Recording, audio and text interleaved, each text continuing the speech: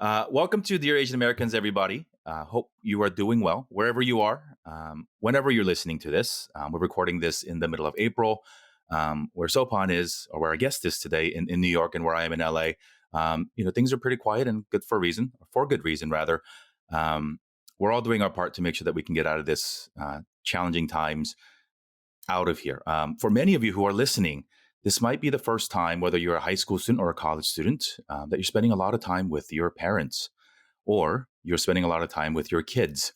And you might be forced to, or having to realize that you're having conversations that you never thought you needed to have, or asking questions of each other that you didn't want to ask. Many of us growing up, either child or children of immigrants or refugees, or with that cultural disconnect with our parents, never really know who our parents are, for good and bad reason. I think there's a lot of desire from their end to protect us from what they consider unnecessary or hurtful information. And our guest today decided to not only have that conversation with his parents at the age of 30, but decided to write a book about it for the whole world to read. You may have heard or seen him as he reported during the 2016 presidential election for CBS News.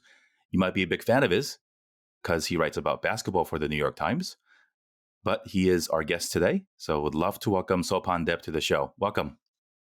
Thank you so much for having me. Hope your family is safe and you're doing okay in quarantining. We're doing okay. LA is a little quiet. It's a concerning, obviously. But this, I guess, the last 48 hours, just to give a context of when this is happening, is, Jacksonville beaches are open. People are demonstrating across the country by hanging out with each other, which is odd from where I sit. But most of us, I think that the overwhelming majority of us know that staying home and keeping our distance is the best that we can help. So let's learn about Sopan in the early years. I think we look at your resume now. New York Times, you're a part-time, or in addition to being a stand-up comic, you've been on TV, you've been a good representative of the community in the media space. Where did that all come from? How did the Depp family move to America, and where did you spend your early years growing up? Well, to be honest, I grew up I was born outside of Boston, but I grew up in suburban New Jersey. To be honest, when I was growing up, I knew very little about how my parents came to this country. I later found out that they came separately. My dad came here to be an engineer against his family's wishes. And then my mom moved here, and I think a couple years after my dad did. And the reason they met was that my dad put an ad in a newspaper while he was living in New Jersey. He had just gotten one of his first engineering jobs. He said, he was lonely and he was looking for a job. And looking for a wife. Excuse me. So he put an ad in an Indian marriage newspaper. I think it was called Bharat Matrimony. And my grandmother, on my mother's side, answered the ad on my mom's behalf without my mother knowing about it. Wow. And so I think something like a dozen women answered the ad. My dad opens up the letter from my grandmother. He likes what he sees. So he flies to Toronto, where my mother and grandmother and her brother are living. Essentially knocks on the door, and my mother meets him and is like, "Who are you? What are you doing here?" And essentially my dad's like, "Oh, we're getting married." That is essentially how my parents got together. And my mother did not want to get married to my father, didn't want to get married at all. She wanted to, so they were a bad match from the start. And so they had this very toxic arranged marriage. Now, in normal circumstances that you and I know from growing up here in the United States, you could get divorced in a month if the marriage is that bad. And this marriage was that bad. But divorce is stigmatized, particularly in the South Asian community. So they stayed together for 30 years. They had 2 kids. Because remember, a lot of arranged marriages are more transactional at first, right? They're not love marriages, so to speak. The love comes later. And in the case of my parents, that never happened. So my parents, they had 2 kids. They got divorced when I was in high school. I grew up in the suburbs of New Jersey, knowing very little about them. I didn't know their ages, their birthdays. We rarely ate dinners together. We rarely interacted. It was like living with college roommates that you don't really know that well. And it was, you know, it was unusual to say the least. And the reason I knew it was unusual is that I'd go to all my white friends' houses, and they're having to eat dinner together and talking about crushes and talking about therapy and talking about their days, and the dads are coaching them in little league and all that kind of stuff. And I didn't have that. I was like, oh, so this is what a family is supposed to do. Oh, this is weird. So that is essentially how I grew up. It was a very unusual thing that I didn't realize how unusual it was until I'd see how everyone else in the community was doing it. So you have a brother who is 9 years older than you. Um, Presumably he left home to attend college when you were 9. So, Yeah. what is that, third, fourth grade? Yeah. How was life at home pre and post him leaving? My brother and I have always had a good relationship. His name is Satiq. He and I are very different personality wise. There's a generational difference. I don't want to say generational. I mean, he's 9 years old. But we were never, we until now, we've never been in the same space in life. Mm. So when I was 5, he was entering high school. Yeah. When I was 8, he was entering college. When I was entering college, he's getting married and he's about to have his first kid, So we've always been in different spaces in life. So before he left the house, he was essentially my father, both because of the gap that my own father left in that we weren't close, and B, because of the age difference. Right. So my brother actually, would play catch with me and coach me in sports or whatever. And then once he left the house, he left the house and the dynamic in the house changed. My brother went off to be an adult. I stayed in the, house and did my thing. So my brother, he wasn't around as the marriage reached kind of peak toxicity after he left. I don't want to give away, of course, we want people to read the book, so I will leave out all the fun details, but some of the details that you touch about the story that you just shared about going over to your white friends' houses and just, I remember when you shared, there was a mom who was pulled you aside and said, hey, I'm worried for my son. He's not making enough friends. And then she goes, I want him to go make out with somebody. And that's a shock because, I mean, did your parents encourage you to go make out with people? Hell no. I was like, how do I make it sound like it's a boy calling and not a girl calling? Because that's exactly right. Then it's like, you got to hide stuff and, any name they get, they're like, oh, who is that? Who is that? Who is that? Yeah. And that was back when you didn't have a cell phone, right? Of course not. Or nobody had phones. Yeah. People you could call on landline. Yeah. You could be like, hi, this is, so-and-so. Is Sopan there? Yeah. Oh, it's past his bedtime. He can't talk right now. Or they'd be on the other line. Yeah. Right? They'd pick up one of the other phones in the house and you could listen to everyone's conversation. God. Yeah. There was some, for all the Gen Z and younger folks listening, we had to do some crazy shit to talk to friends and girls. The trick of you calling somebody else's phone so that when your friend called, it was call waiting so that the house phone wouldn't ring. Like stuff like that. Right. Gosh. Oh my gosh. Stupid stuff, right? Like, man. Yeah. Like we had to run some sophisticated spy. You had accomplices and your friends trying to help you out. Well, for me, and I realize we're getting off topic, but for me, like AIM, Alien Messenger was a game changer. Of course it was. Because my mom and dad did not know what that was. My mom didn't even know how to turn on the computer, right?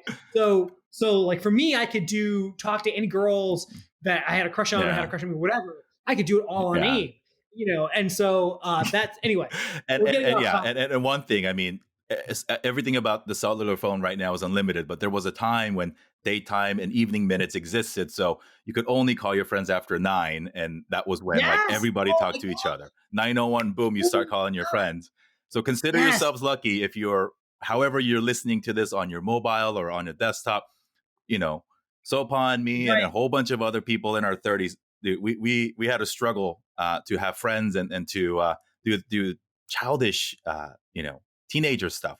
But I think that does give a context into the world we grew up, right? Like you grew up in a home where there was not only generational differences because the age gap between you and your parents were not 20, 20, they didn't have you very young. So there was that, but there also was a cultural gap of, it's a two-phased difference that I think so many of us go through. They mean well. We don't see that when we're younger. The things that they pressure us to do or encourage us to do are playbooks that made sense for them when they were growing up back home in their decade. But in the 50s and 60s and correct. 70s, Yep. right? In another part of the world, particularly in India back then when it was still British controlled, like none of it makes sense, right? Like, so for my parents, it was like post-war Korea in the 70s. And it was like, you can't, they don't even know how to then translate that to how to raise kids in America in the 90s.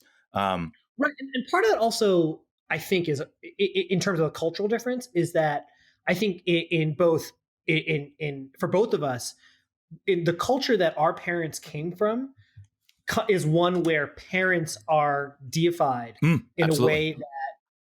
way that like my white friends growing up, that's not where their parents come Right. from.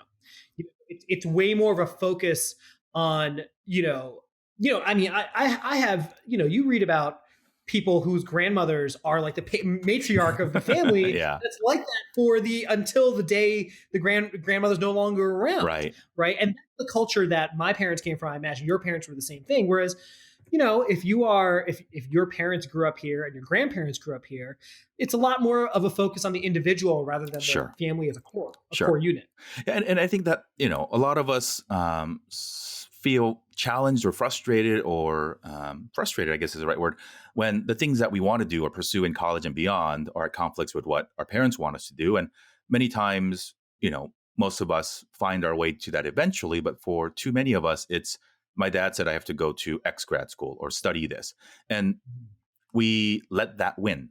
Or it's for for a number of different reasons, whether we believe that's the right way, or we just say, you know what, F it, I'm just going to do this, or I got to honor my parents, whatever way that happens. So share with us how you ended up at BU and ended up studying journalism. Sure. So I actually, just to give you an idea how distant I was from my parents, when I was, my parents divorced my sophomore, junior year in college. And at that point, I pretty much made a decision that I'm an independent, freelancer in the household. I'm going to do my own thing. My parents are going to be footnotes in my life. I barely had a relationship with either of them anyway. So I actually figured out how to apply for college and do all that on my own. And just to give you an idea how distant I was from my mother, who I lived with after the divorce, my mother did not know what colleges I had applied to until acceptance letters started coming in. So the acceptance letter would come in. Oh, this came from Rutgers University. I didn't know you had applied to Rutgers. It was like that. I was like, So I just did my own thing. So and even this went as far as a lot of my white friends, because we lived in this suburb where you need to have a car to get around. And a lot of my white friends had their parents buy them cars. Yeah. I actually worked at a couple of grocery stores and ice cream store or whatever. And I paid, I bought my own car because, my mom, I wasn't going to let my mom and dad deny me of that. Right. Because I was living my life on my own. So I went to BU and I initially went to study sports broadcasting. I wanted to be the next, Mike Breen or Bob Costas or, one of those types of guys. And, very quickly I got really bored with sports, not being a fan, but covering sports. And because, look, athletes are, just like you and me. Sometimes they're interesting. Sometimes they're not. The difference is centuries ago, we made a decision as society to say athletes are going to be the most exceptional people among us. So let's stick cameras in their faces, every time they do something, they go to work. I think in a just world, it would be like doctors and scientists and police officers and, whatever that get that kind of a treatment. But we decided a long time ago, if you can throw a ball into a hoop or you could take a stick and hit a ball 400 feet, like you're going to be, and sometimes they're interesting, sometimes they're not. And I got kind of disillusioned with it. And so, but I was a sports director of the radio station in college and did, but I started really getting interested in documentary work. So I spent a lot of my 20s working in production. I was a documentary producer for the Boston Globe, and that was back when newspapers were really getting into doc producing. And then I worked for a couple of long form magazine shows with NBC and Al Jazeera. And then my big break was, as you mentioned, getting hired at CBS to do to cover the campaign. And so, but college was my first time truly being on my own. And there were some parts I did well and some parts I didn't do well. And if I could do it over again, I would have spent more time developing socially because and coping better in that respect, rather than focusing so much on my resume. Because, I think we're conditioned, to think that our entire worth is based on the degree we get, the paycheck, the kind of clout that comes with our professions. And we don't, I think this is an Asian culture thing. We don't spend enough time. Life is also about personal and social development. Yeah. I mean, you never fall in love with your job because your job will never love you back. Right. There's this other side of life that exists that, I didn't properly develop in college. I did after. That's why I started doing stand-up and started doing all this other stuff. But that's essentially what my college experience was like. It's funny you mentioned that because it's a topic that we talk about constantly. And it's something that I've lived with for so long that in high school, parents encourage you to do extracurriculars just so that it looks good on your college application. Yes. It's not about whether you actually like doing it or not. Yep. So my mom made me, a Boy Scout or Little League or karate or whatever. And it was never actually about those things. It was about that she can tell other parents that I'm doing those things. And B, it was about, okay, it'll develop skills of focus so that report cards will be good. Yeah. And then, and so there was no, it wasn't about whether I actually enjoyed the thing or not, and that's that's a huge difference from the way my white friends are brought up. Sure. But that, subtle or even deliberate training of the mind is still pervasive in the way that many of our peers view careers, where it's whatever it takes to get the next promotion because I've only judged myself or my self-worth is tied to my title, paycheck, logo on the paycheck, whatever, that we don't pursue things for the sake of pursuing it. We don't enjoy hobbies or, it's if it doesn't make money, then it's not worth doing. And all these things that really take away from the exploration of the things that really make us whole. It's fascinating because now people know you as the guy that writes about basketball and you're a stand-up comic and now you've written the book. And so they get this idea of you, in your 30s as this, holy crap, he's living the dream. But, you paid your dues running around and covering stories and perhaps fields and topics that you didn't resonate with. When you signed on, one of the things that's very unique about your experience covering Donald Trump during the 2016 campaign is you are what I guess the journalists called embeds. You were there from day one all the way to the end. I'm assuming that as your time went along, you saw more peers on the bus as his candidacy became a little bit more serious. But share with us a few stories on when you got that assignment. What Sure. And from a particular lens of obviously we know who he is, and some of us have known that a little bit longer. But was the rest of the press corps as diverse as you would have hoped for? And how did that play into your sense of belongingness on the campaign trail? I always joke that, how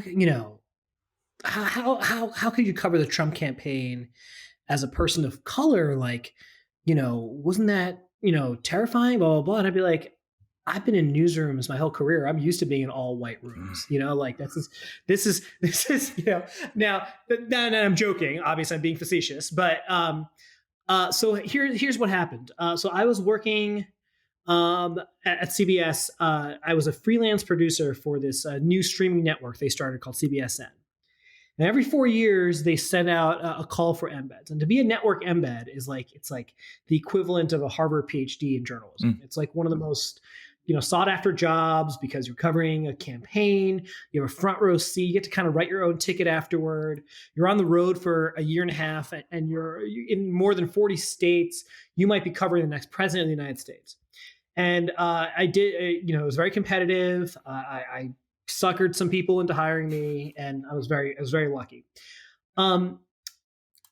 Each embed, at least at CBS, was assigned 4 candidates. And the 4 candidates I was assigned were Rand Paul, Lindsey Graham, Marco Rubio, and they're like, well, you're going to be so busy with those guys. We're going to give you a 4th one, but you don't have to worry about it. He's probably not even going to run, just in case, Donald Trump. And my reaction was, I'm not gonna have to worry about that at all, you know. And then within months, that changed very quickly. And you know, so I was one of about 5 people that covered the campaign from start to finish in person, and it was exhausting. I was mentally exhausted, physically exhausting.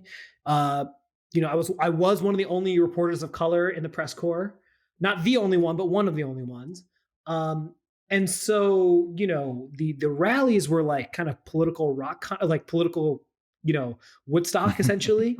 You know, you have people lining up the night before. They're at these big arenas. People are showing up dressed like them. They have signs. You know, one time a Trump supporter like brought their baby to a rally and handed the baby to Trump and had Trump sign the baby. I mean, you're seeing all kinds of stuff that you never has been seen in politics before. And the question, and I'm sure you're going to ask this, so I'm just going to preempt you here. Did I think Trump was going to win? And the answer is no. I also did not think his candidacy was as fringe as everybody else. But as I've thought about this question a lot over the last 3 years, the moment that I think of more than anything as the night I should have known that he was going to win, it was December 2015 in Mount Pleasant, South Carolina. And he's doing a big rally at this battleship called the USS Yorktown. In the middle of the day, we're all sitting, a couple reporters, we're sitting in a hotel lobby, and I get a ping on my phone, an email ping. And I open the phone and I read the email and I gasp. It's the original Muslim ban. It's that thing where he says, we're doing a complete and total shutdown of Muslims coming into the United States until we figure out what the hell is going on. And that's in the middle of the day. And I'm like, oh, this is one of the most shocking press releases in the history of presidential politics. Yeah. So for hours, Trump is getting vilified. Just getting killed from both sides of the aisle.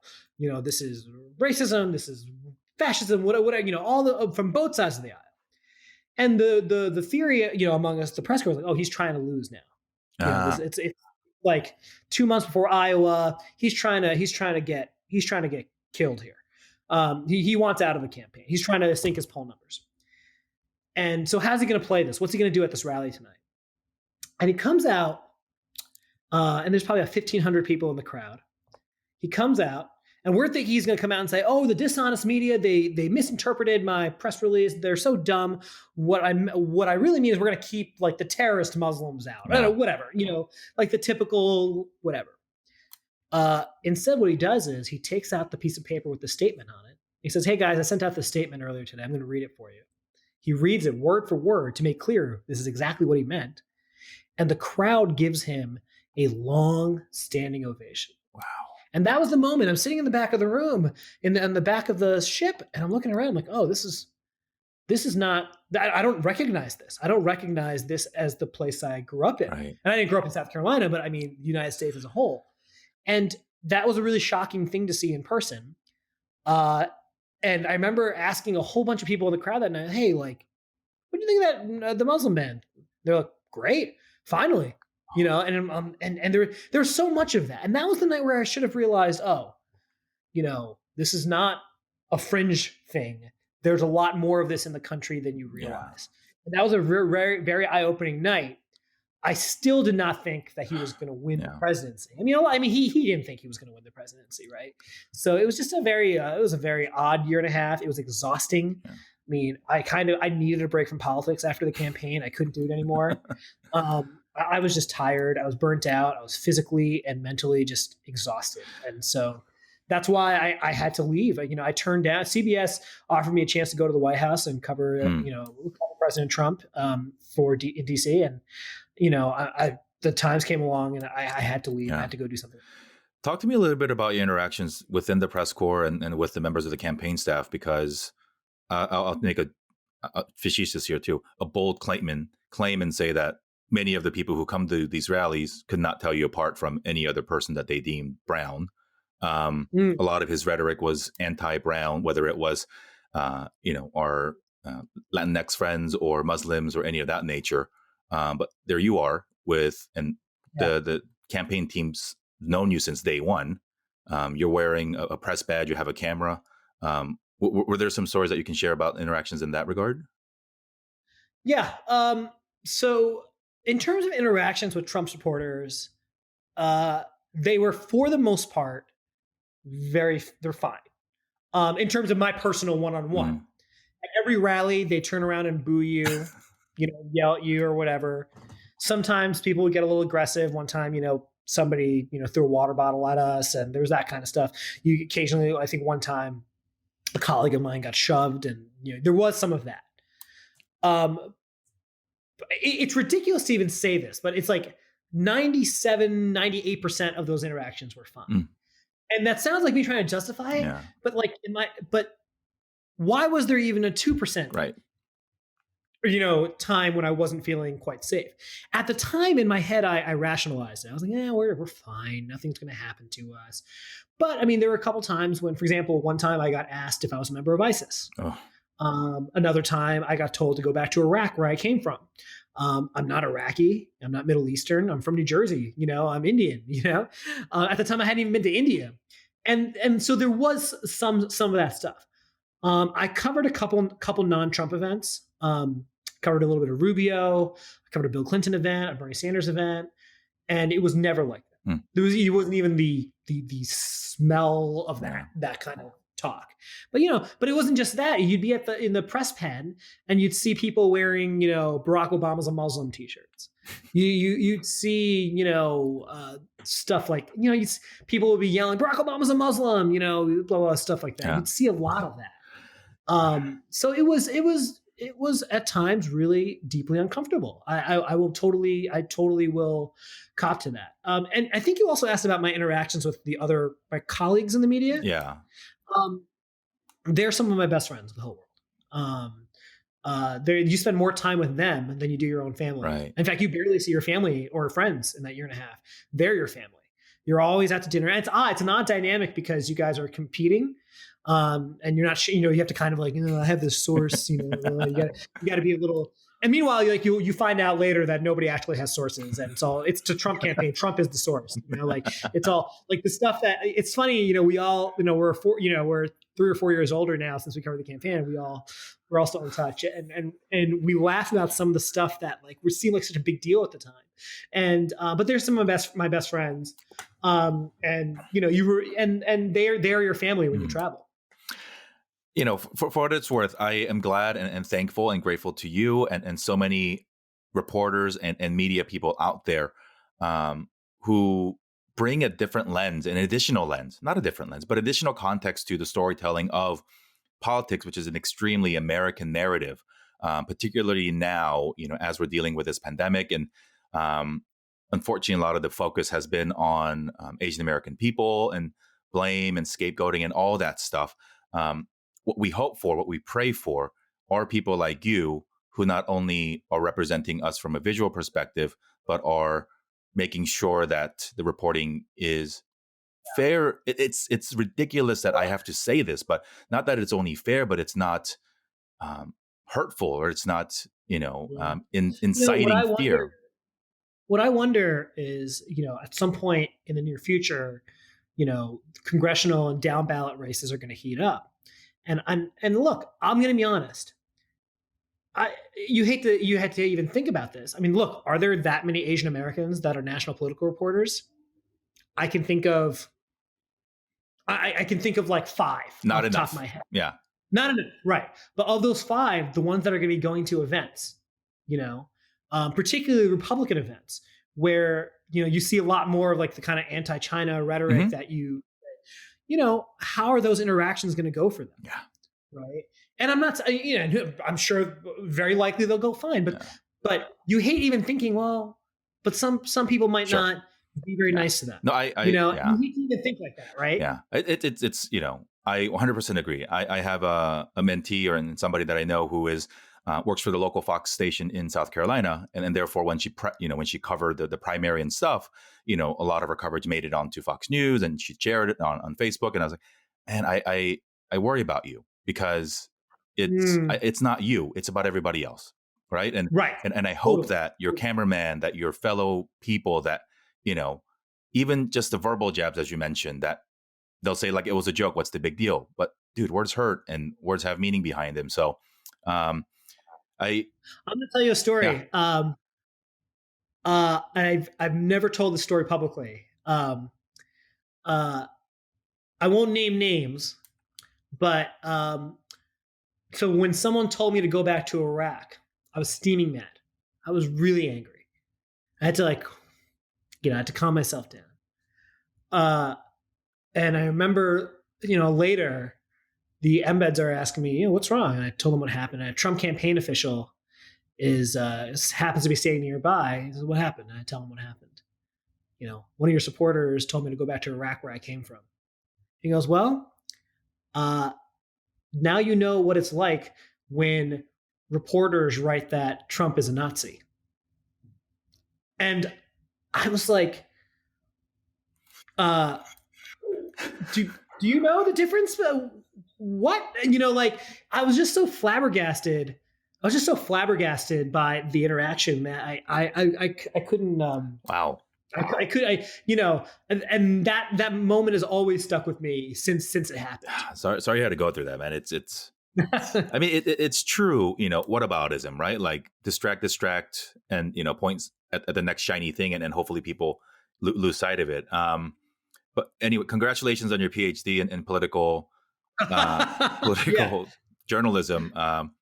Maybe your Indian parents and family are finally happy you got a PhD in that. Yeah, that's right. Yeah, um, yeah.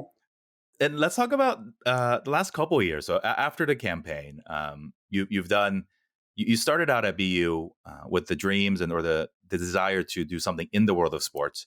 You took an extremely roundabout way, paying your dues, doing good work, challenging work, and now as the culture writer for the New York Times, you get to meet, interview, write about something that you grew up loving, and many of us really, really love. That right now because of what's going on, it's temporarily at a pause. But um, how did you fall into that, and take us through that emotional journey of, dude, you So, have like every kid's dream job right now.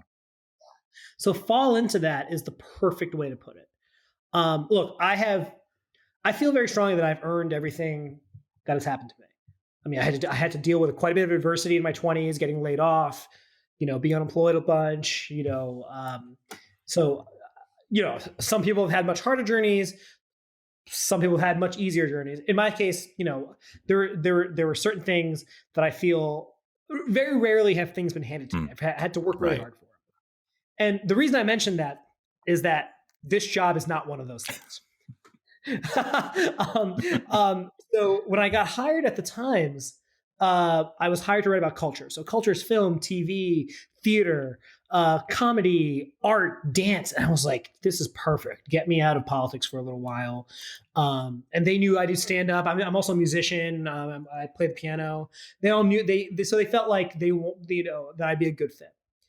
And then 2 years, and I also love basketball. I grew up obsessed with basketball. I'm still obsessed with basketball. I love being a fan of the game.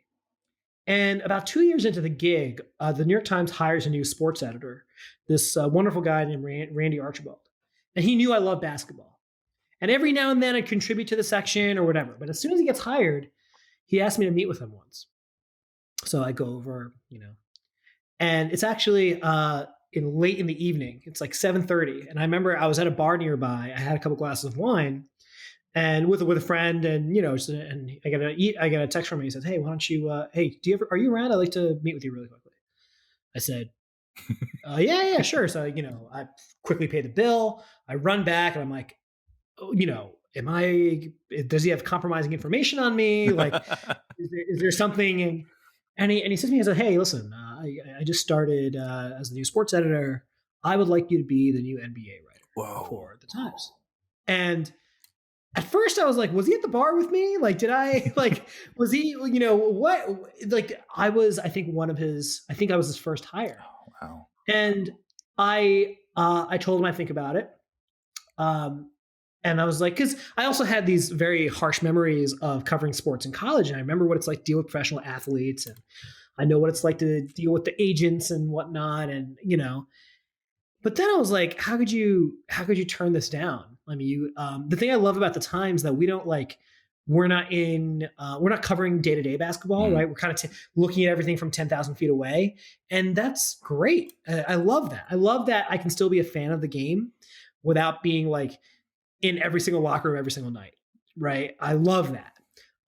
So he hired me, and so I've been writing about basketball, and since I started the beat, the China thing happened Mm. before the season started, right? With Daryl Morey's tweet. Uh, Several star players got injured. Um, you had Kobe Bryant's passing, David Stern's passing, and then coronavirus, all in 1 year for me on the NBA beat. And I'm just wondering, between this and like the Trump campaign, do I just attract crazy stories whatever beat I go to? In fact, one of my last stories I covered on the culture beat before I left for the NBA beat was the very strange Jussie Smollett story. Oh, wow. And so I just attract weirdness, man, whatever beat I go to. Hey, man, you live to tell good stories for a long time.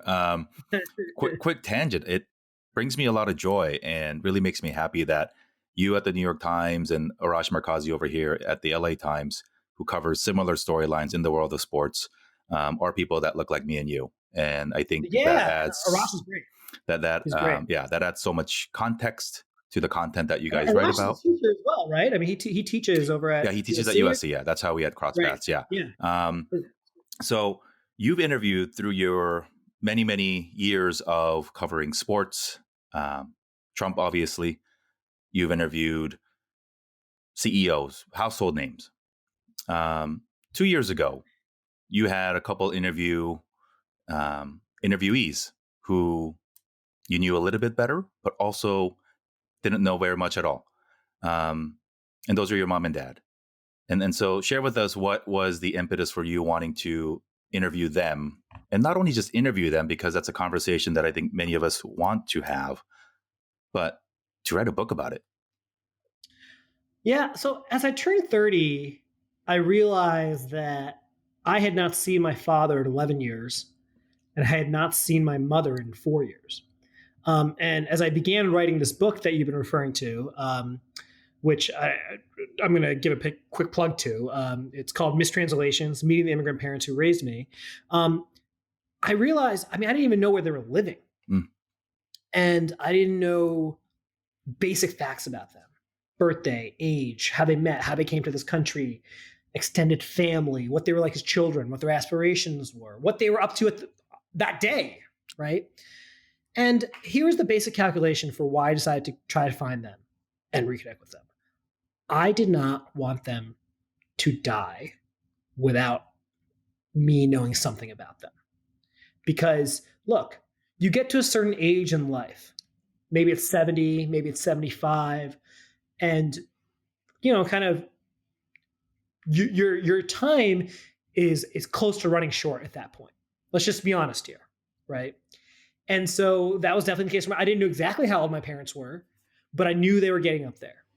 And so I wanted to find them because I was worried that I'd get a call one day. And the thing I haven't really talked about that much is that, so I was in touch with my dad in that we spoke once a week, and there were these stilted kind of awkward conversations that would last a couple of minutes, and we don't know it because we had nothing to talk about. But a big fear I've always had in that period where we weren't speaking is that one day I'm going to pick up the phone, and it's going to be, one of those like 15-digit numbers from India. That's because that's what he's calling from India. And it's going to be someone telling me that he died. And that's something. And so I didn't want that to happen without him passing on something of himself to me. And some context here also is my dad, he moved to India my freshman year at BU without telling anybody. He just left. And then I never asked him where he went, why he went, and then for 11 years, we just kind of didn't have a relationship. Right. And so that is essentially the impetus for why I decided to write the book. And the book is essentially a documentation of that process, because I felt like, okay, this was kind of a little bit of an unusual journey. You might as well figure it out and write it down somehow. And that's where this all came from. A friend, Anirudh, had told me about your book, and I read the prompt for it, and then read as much as I could about it, and it was like 10,000 light bulbs went in my head. I'm like, oh my God, this is what we talk about on the show, and this is why I did the show. Not because sure, there's a lot of gaps in my parents' stories, and reading your book has actually really motivated me to even think about how I want to get those answers answered for Mm. me. But part of doing this show and documenting this is so that my kids don't ever wonder what the hell did Dad do in his 30s, and Right. for all of my friends who come on the show, right? Like, at least this is one conversation. You're like, okay, in 2020, this is what was in his mind, and at least leave something, because for so many immigrant kids, and it's a lot of parents, not just immigrant kids, but particularly I think it happens more in our communities where people just don't share. Um, but it's not that we're So trying to learn about our parents. We're actually trying to learn more about ourselves because they made us, they raised us. Um, and as you alluded to earlier, there are just a lot of emotional gaps in the things that you lived, but just couldn't make Mhm. sense of at the time. I'll tell you a story. When I was in India, when we were in India, this is my then girlfriend, now fiance Wesley.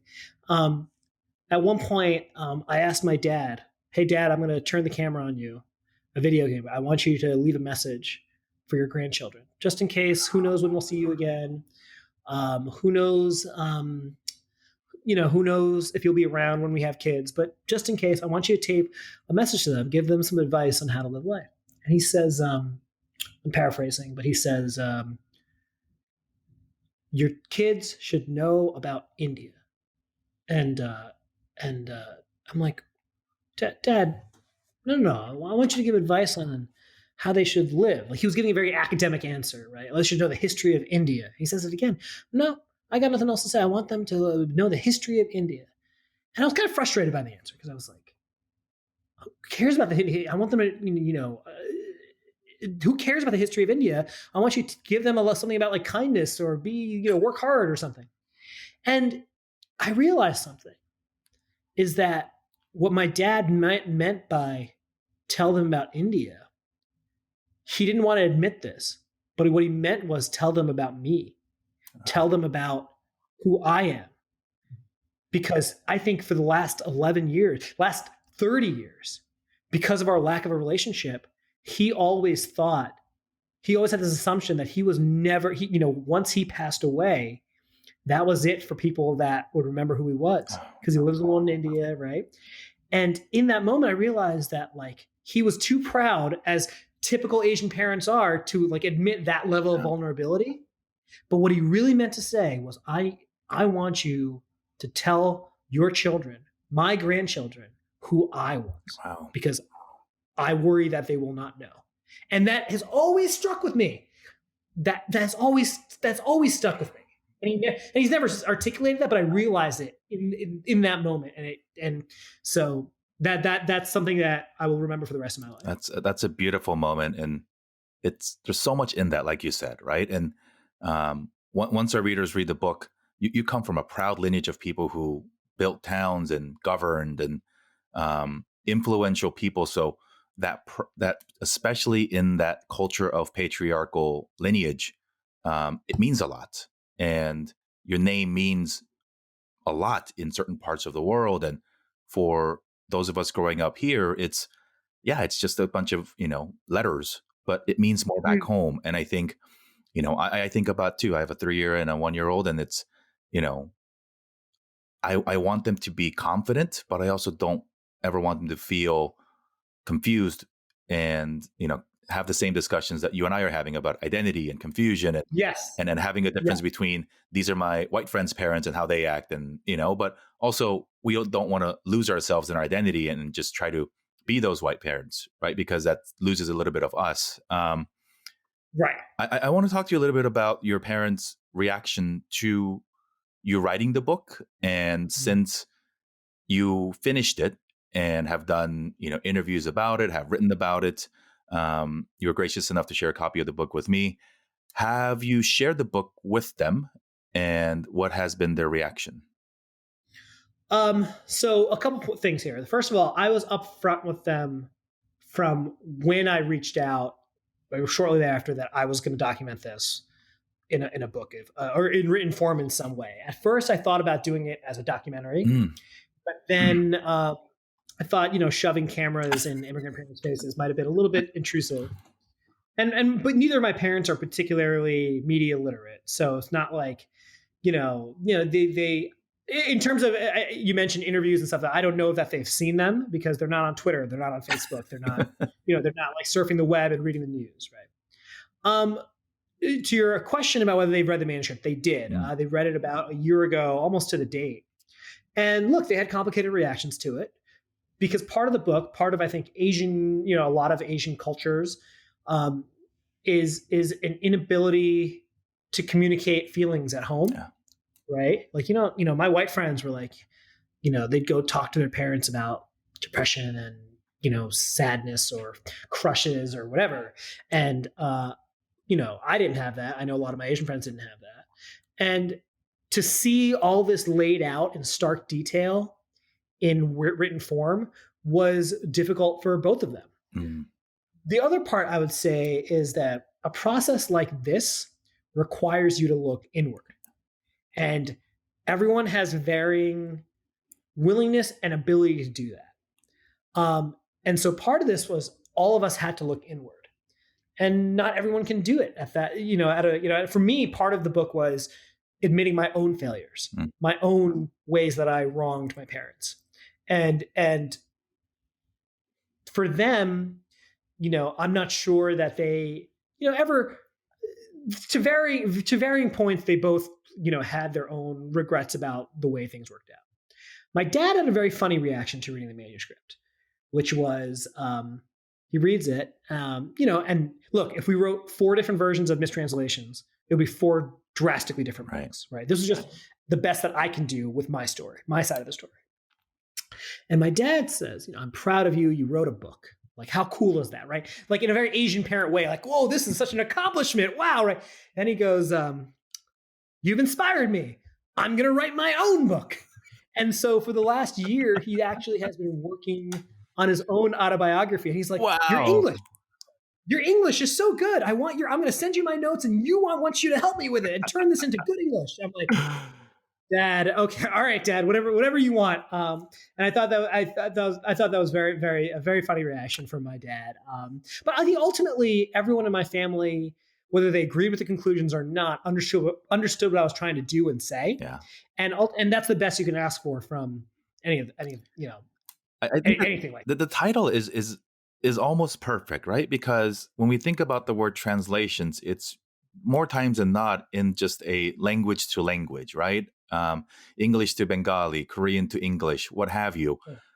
But the translations that were missed in your life with respect to your parents was far beyond the language, because language wasn't really the issue, right? It was the cultural, it was the generational, it was just emotional. No, in fact, I am bilingual. I'm fluent in Bengali.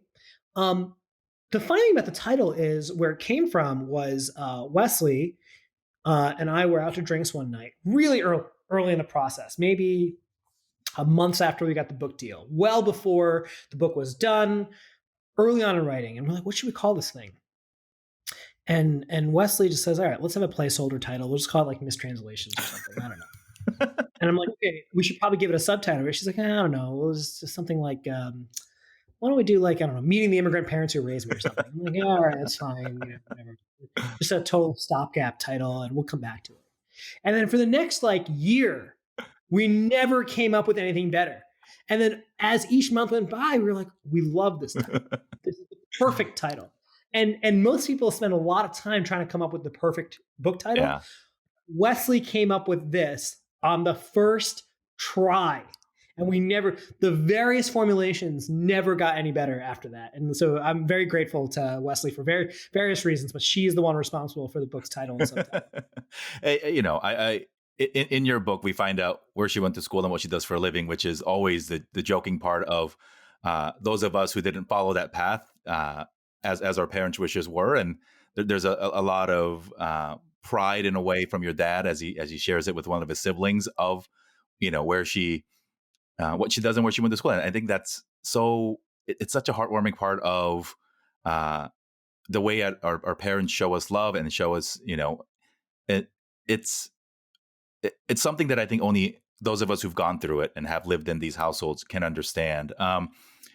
Many of our listeners, whether they be going through adolescence themselves or early career, may have feelings of mistranslations amongst themselves with their parents. And we also might have listeners who are speaking from the parents' angle, who feel like they've already missed these translations, or like myself, parents of very young children who desperately want to avoid these things.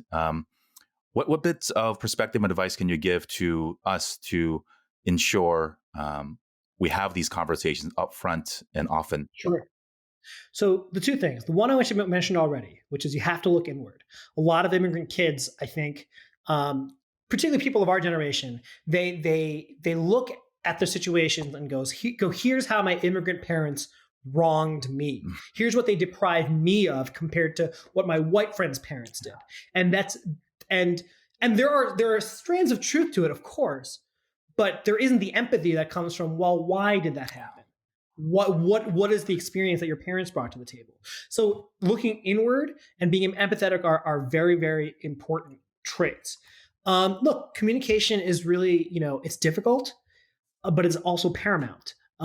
It's really important to communicate from, as much, as often as you can. I also think that counseling and mental health is something that goes very under addressed in immigrant households, and I think that's something, that we should encourage more. My mom struggled with depression so much when I grew up. And in her entirety of her life, she's dealt with so much in terms of mental health stuff, et cetera. I wonder how much different her life would have been if she started seeing a therapist, when she was in her 20s, in the way a lot of us do, right? Yeah. But she didn't even have the language. I think that a really important thing to remember, if you have immigrant parents that maybe you're not that close with or you're frustrated with or whatever, the generation before you and I, they came here to get to the end of the day. Yeah. They came here to survive. They came here like they were worried about feeding you guys, us, at the end of the day. You and I, and this is, I'm being presumptuous here, I will say for myself, I grew up in a middle-class suburb in New Jersey. I had the space to pursue, I want to be a stand-up comedian. I'm going to do that. I'm going to watch Whose Line Is It Anyway. I'm going to do that. I'm sad today. I'm going to think about my sadness.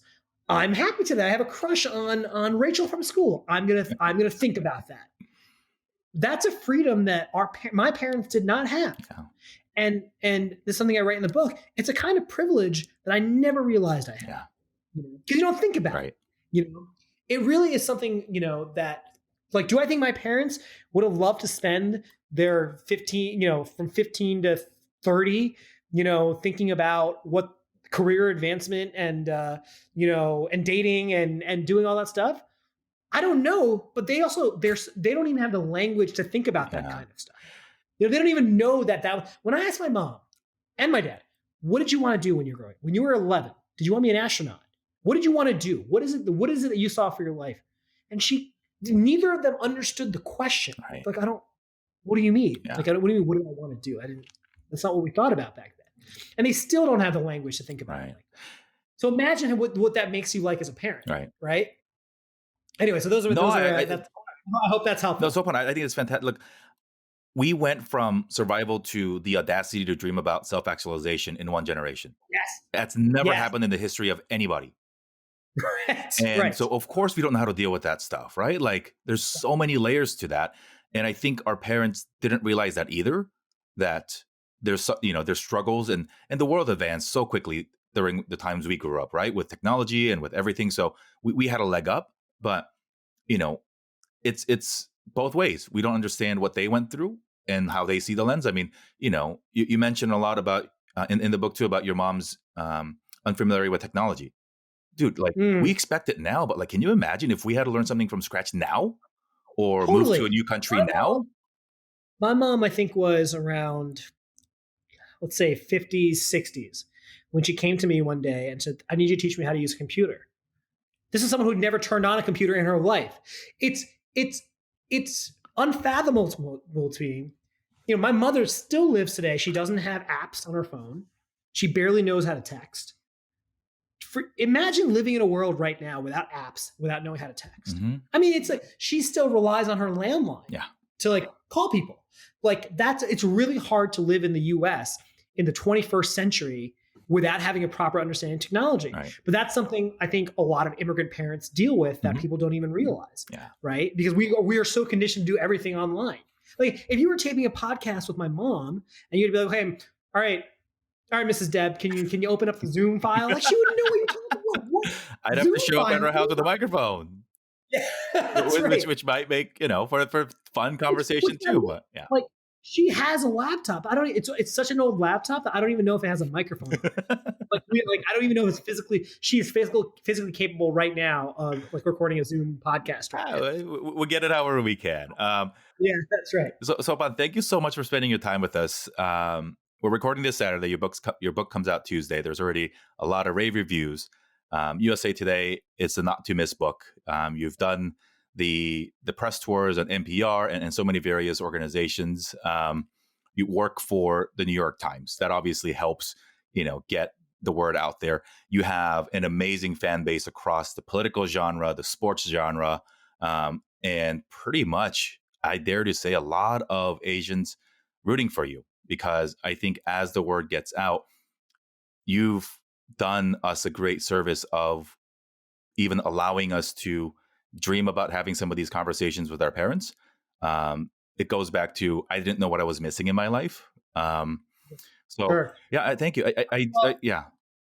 I was gonna say, I'm actually grateful that you're having me on because a lot of look how many spaces like this exist for us, and I'm so grateful that you started this show, that you are making an effort to give people that look like me, people that look like us, a space to be able to talk about this in a way that is not as I don't feel a need to like explain shit as much. Do you know what I mean? Hey, look, like, I'm gonna, yeah. Nice to just be like, it's nice to say something, sure. And then you're like, no, yeah, no, I get it. I get it. It's nice. So I thank you for having me today. I'll give the listeners a clue. As you read the book, there's some gems in there about pop culture references. And my two favorite cartoons growing up, I watched religiously. And one of my favorite comedy shows is also Sopan's favorite. So if you're a 30-something-year-old, you're like, oh my God, this is great. So I want to end the show the way we end all of our shows, which is an homage back to the name of the show. And Dear Asian Americans ultimately is a love letter to us and from us, and for all of us. Really having these conversations that we wish we had when we were growing up. And for many of us, we didn't know that we were allowed to have these discussions. So whether it be to, high school Sopan, or your future children, or my future children, share with us something that you want to share with the Asian American community. So if you could help us finish out the show and finish out the letter, Dear Asian Americans. Sure. So am I writing to myself? Or anybody. Okay. But it can be to myself. Sure, of course. Yep. Oh, okay. Got it. Okay. Dear 18-year-old Sopan, everything seems like it's the biggest deal in the world right now. From from a rejection letter to getting dumped or whatever. All of this will seem like a blip. And everything that you think is going to happen in your life, that you've mapped out very carefully for yourself, graduate at 21, be engaged at 25, get married at 27, have a kid by 30, be all that stuff. It's okay for things to not go according to plan, because it rarely does. And you have to be okay with that. And that is what I would tell a younger version of myself. Thank you. And as you've experienced and publicly shared, and as I've experienced, and so many of us have, getting fired from a job is not the end of the world. Switching jobs is not the end of the world. Doing things, experiencing things, the ups and downs, it's what all of us go through. The people that you think are so successful and they're so happy, there's so many sides of them that they'll never share, because it's rooted in perceived shame, because it's not really shame. It's just, you being a human being. Look, you wrote this amazing book, in your early 30s. The rest of us cannot wait until you write more. We cannot wait for basketball to pick up again. Basketball, writing for a big, big newspaper will not be your final stop.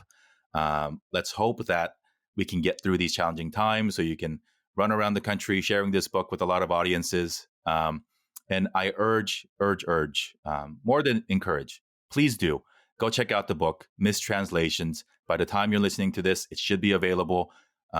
If you have access, well, this should be shut down. Order from your local bookstore online if you can. Let's support those businesses. If you absolutely must, yeah, fine, go buy it on Amazon. But, leave a review, whether it is on Amazon, whether it is on Goodreads. Those things matter, not only for, obviously, for Sopan, who's done the writing, the job of creating this work, but for other people to find it. And this is a story that I don't know if the majority of America is ready to hear or read, but if you care enough about the Asian American immigrant experience to listen to this podcast, I guarantee you it's a story that you need to hear and that you're going to want to share with your friends for sure. And if you're bold enough, maybe send your parents a copy. So, Sopan, thanks again.